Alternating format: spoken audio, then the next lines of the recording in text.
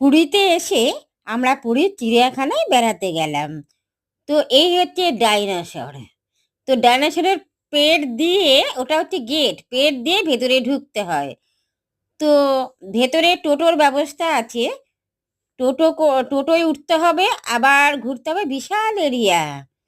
তো ওখানে নানা রকম পশু পাখি, সাপ, কুমির, তারপর কি বলে, কি বলে ভুলে যাচ্ছি,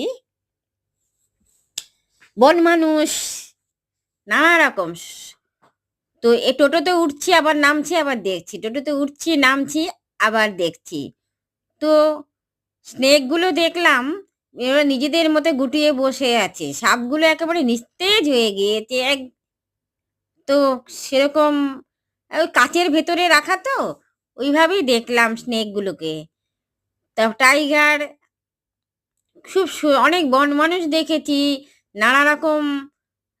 তারপরে মাংকি, অনেক কিছু দেখলাম। তো রোদের তাপে না ফটোগুলো ফ্যাকাশে ফ্যাকাশে উঠেছে। তো বাচ্চাদের দেখার মতন জিনিসগুলো, মানে ওই চিড়িয়াখানা, কিন্তু সেরকম কিছুই মানে সামনে আসলো না, দেখতেও পেলাম না।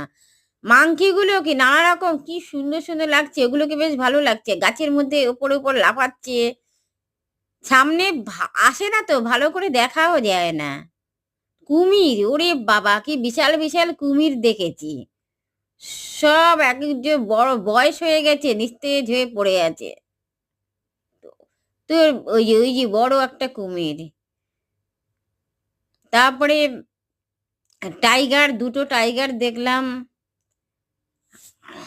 সব ভেতরে ঢুকে বসে থাকে তো ঠিকভাবে দেখা যায় না।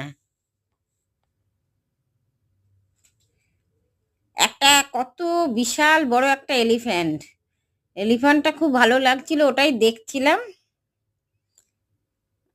বাচ্চাদের দেখার মতন আর কি। যদি, তবে আরো অনেক কিছু যদি থাকতো ভালোই হতো। তবে আহ, টোটো মানে হাঁটতে হয়নি, বিশাল এরিয়া। ওই টোটো করে, টোটোয় উঠেছি, চেপেছি, আবার নেমেছি।